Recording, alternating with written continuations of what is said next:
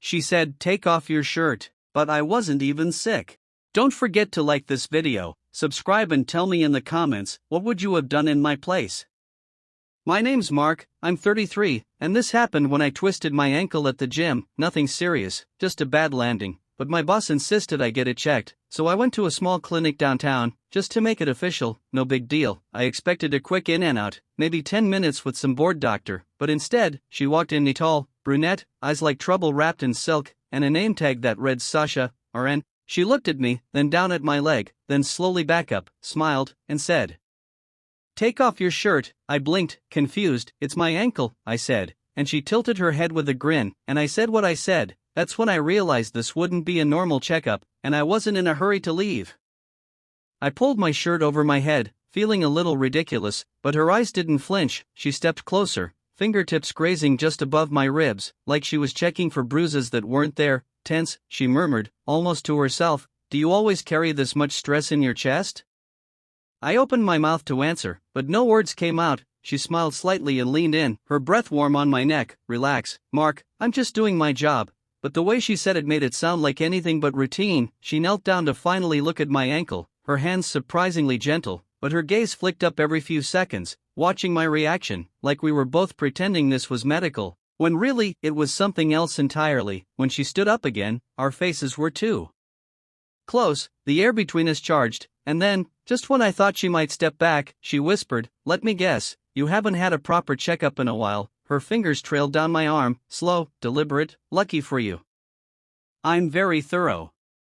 I swallowed hard, trying to keep my voice steady. "Yeah, it's been a while," she smirked, as if she already knew, her fingertips still on my arm, slowly drifting toward my wrist, then pulling away just as the tension peaked. "I can tell," she said, turning toward the drawer and pulling out a roll of gauze, but her hips swayed just a bit more than necessary, like she wanted me to keep watching, and I did. She knelt again, wrapping my ankle with practiced ease, but her touch lingered. Every brush of her fingers felt intentional, almost teasing. "You're lucky," she said, not looking up. "It's not serious." Then she paused, looking up at me from where she knelt, eyes dark, voice softer now. "But I'd still recommend some follow-up care." "Follow-up?" I asked, and she stood slowly, letting the word hang between us, her lips inches from mine. "Mishem," she said, reaching into her pocket and pulling out a small white card. "I take private appointments, too." She tucked the card into the waistband of my shorts with a wink, "in case it gets worse." And just like that, she turned and walked out of the room, leaving me breathless, stunned, and already knowing I was going to call. I pulled my shirt over my head, feeling a little ridiculous, but her eyes didn't flinch. She stepped closer, fingertips grazing just above my ribs, like she was checking for bruises that weren't there. Tense, she murmured, almost to herself, "Do you always carry this much stress in your chest?" I opened my mouth to answer, but no words came out. She smiled slightly and leaned in, her breath warm on my neck. "Relax, Mark, I'm just doing my job."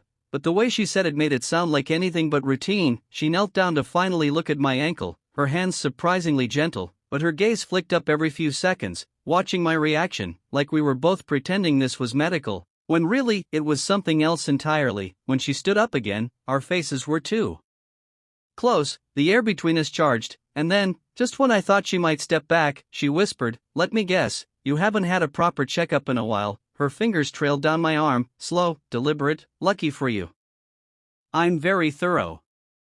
I swallowed hard, trying to keep my voice steady. "Yeah, it's been a while," she smirked, as if she already knew, her fingertips still on my arm, slowly drifting toward my wrist, then pulling away just as the tension peaked. "I can tell," she said, turning toward the drawer and pulling out a roll of gauze, but her hips swayed just a bit more than necessary, like she wanted me to keep watching, and I did. She knelt again, wrapping my ankle with practiced ease, but her touch lingered. Every brush of her fingers felt intentional, almost teasing. "You're lucky," she said, not looking up. "It's not serious." Then she paused, looking up at me from where she knelt, eyes dark, voice softer now. "But I'd still recommend some follow-up care." "Follow-up?"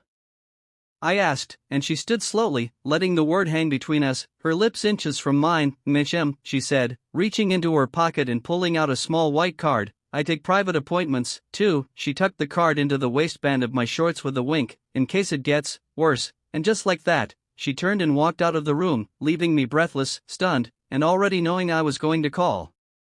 I sat there for a moment, holding my breath like the air still carried her perfume, The little card she left was still tucked in my waistband, warm against my skin. I pulled it out, plain white, her name written in neat black ink, and a number, nothing else, no logo, no title, just Sasha, and that somehow made it feel even more personal, more dangerous. I left the clinic in a daze, barely remembering to grab my shoes, and that whole evening I couldn't focus, couldn't sit still, kept checking the card like it might say something new. Finally, just past midnight, I gave in. I texted, "It's Mark, from the clinic," and seconds later, 3 dots appeared, then her reply, "I was wondering when you'd cave."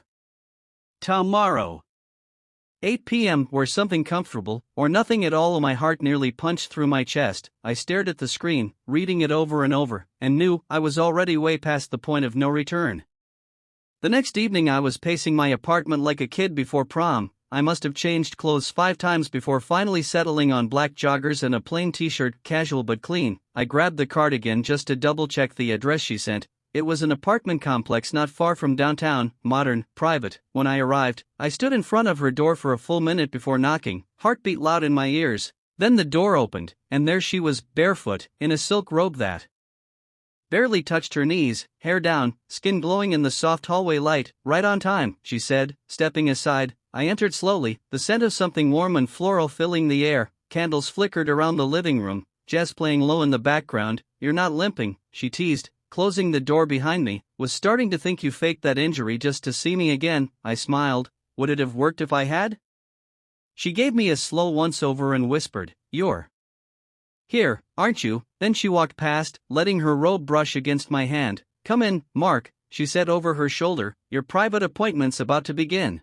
I followed her into the softly lit room, every step making the air feel heavier, like something was pulling me deeper. The couch was covered in a plush white throw, and next to it a small tray with wine, 2 glasses, and a folded towel. She turned to face me, arms crossed loosely, the robe slipping slightly off one shoulder. "Before we begin," she said, "you should know I don't do this for everyone." I raised an eyebrow, trying to keep it cool. "Do what exactly?" She smiled slowly, walked up close, her finger tracing a line down my chest. "Take care of someone who clearly needs more than bandages." Then she reached up, pulled my shirt off in one smooth motion, dropped it to the floor like it meant nothing. "Lie down," she said, nodding toward the couch, her voice firm but low, like velvet with a sharp edge. I did as she asked, heart racing, and she knelt beside me, her hand starting not at my ankle, but at my collarbone, working downward with the kind of pressure that was more about contact than therapy. "I told you," she whispered near my ear, "I'm very, very thorough." And as her hands moved lower, slower, the line between healing and craving disappeared completely. Her hands were slow, deliberate, never rushing, like she was memorizing every inch of me with her touch, not just exploring but understanding, reading the places where tension hid under skin. "You hold too much inside," she whispered near my ear, "let it go." And with each press of her palms, I could feel my thoughts unraveling. Her breath brushed my collarbone, then paused, and for a moment everything was still, just our breathing. The low jazz, the flicker of candlelight on her cheek. She looked at me, her voice lower now, almost a confession. "Sometimes I forget where the line is between healing someone and wanting them." I met her gaze, my voice hoarse. "Then don't draw the line." She smiled, that same slow, dangerous smile, and leaned in, her lips barely grazing mine. "Careful," she whispered, "I'm not just addictive. I'm irreversible." And in that moment, I didn't care, because I already knew I'd never go back. She kissed me, not with haste, but with certainty, like someone who knew exactly what she wanted and how to take it. Her lips moved slowly against mine, pulling every breath from my chest, and her fingers slid behind my neck, holding me there, like she wasn't ready to let go, and I didn't want her to. She straddled my lap with a confidence that made the room shrink, her silk robe falling open just enough to tempt, never reveal. Her voice was barely a whisper. "Still hurts? The ankle?" I managed to smile, not even a little. She chuckled low in her throat, brushing her nose against mine. "Good, because I'm not done with you." Her hands were everywhere now, shoulders, chest, arms, moving in a rhythm that wasn't about pain or medicine, but something far more primal, far more focused, and yet somehow still gentle, like she was treating a wound I didn't know I had. And just when I thought I might lose myself in her completely, she leaned close again and whispered, "You walked in here for help, but I think I was the one who needed saving." She pressed her forehead to mine for a moment, eyes closed, as if grounding herself. Her fingers traced slow circles along my chest, her breath steady, warm. "No one's ever looked at me the way you do," she said softly, "like I'm more than just a uniform." I rested my hands on her hips, steadying both of us. "That's because you are." She opened her eyes, and the look she gave me wasn't playful anymore, it was real, raw, vulnerable. "Then don't disappear," she whispered, and in that instant, something shifted, the tension turned tender, her body curled into mine, no longer teasing, no longer testing, just connecting. I held her, tight, and the world outside that candlelit room ceased to matter, no roles, no rules, just us, breathing in sync, her heartbeat against my chest, as if it had finally found the rhythm it had been searching for all along. We stayed like that for a while, tangled in silence, the kind of silence that doesn't ask questions because it already knows the answers. Her fingertips brushed lazily along my collarbone as she lay on my chest, and every time I exhaled, she seemed to melt further into me. "You feel like home," she murmured, almost surprised by her own words, and I turned my head just enough to kiss her temple. "Maybe we both needed to get a little lost to find it." She smiled against my skin, her legs entwined with mine beneath the throw blanket, the flicker of candles slowly fading into the dark as night swallowed the city outside. Eventually she pulled back just enough to look at me, her voice quieter now. "What happens tomorrow?" I didn't hesitate, didn't blink, just stared into those stormy eyes and said, "Whatever you want.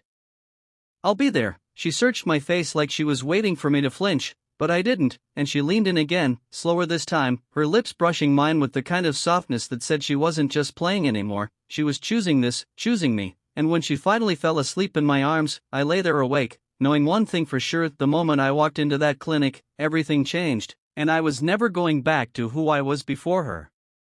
The next morning sunlight slipped through the curtains, casting soft golden lines across her bare shoulder. She was still asleep, breathing slow and peaceful, curled against me like she belonged there, and maybe she did. I lay still, just watching her, the way her hair framed her face, the slight smile at the corner of her lips, like she was still dreaming. I didn't want to move, didn't want to break the moment, but my phone buzzed on the nightstand, reality tapping at the door. I reached for it quietly, only to see a message from my boss. "You okay?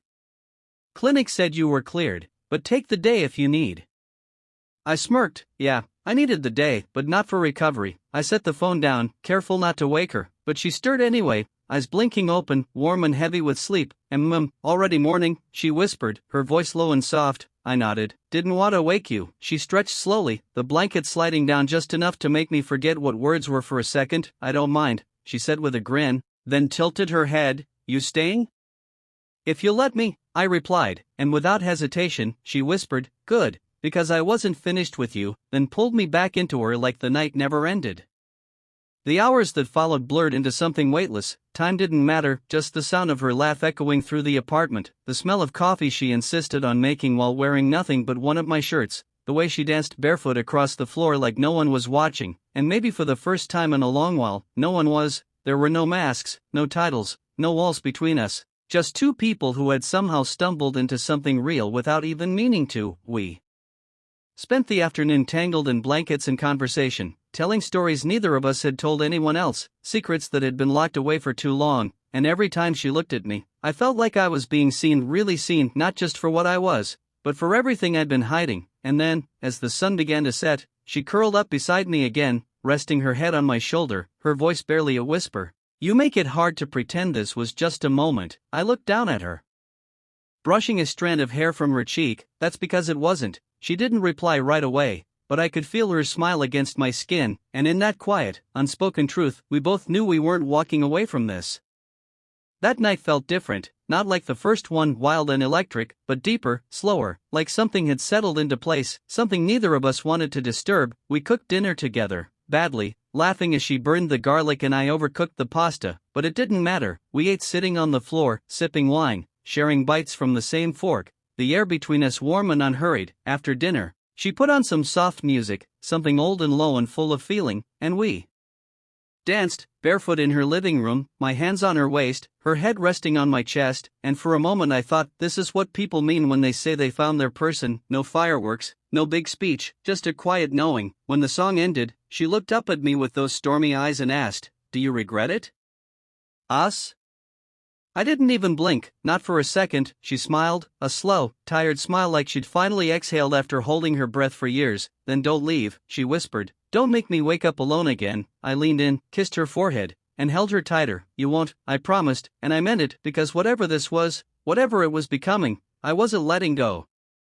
That night, something shifted again, not rushed, not wild, but slow, magnetic. Her fingertips trailed down my spine as we lay tangled in the low light. "You know what drives me crazy?" she whispered near my ear, her breath warm, teasing. "The way you look at me, like you're holding back." I smiled in the dark. "Maybe I am." She leaned in, lips brushing my jawline, then stopped. She pulled back just enough for our eyes to meet, her robe slipping off one shoulder. "Touch me like you've been thinking about it all day." And I had, every second. She took my hand, guided it over her ribs, down her waist, every movement slow and deliberate, her voice barely a breath, deeper, slower. "Don't stop." Her back arched under my palm, and I felt every heartbeat, every breath, like we were moving through something heavier than lust, more intense than anything I'd known. It wasn't about the speed, it was about the tension, the way she looked at me like I was the only thing keeping her grounded.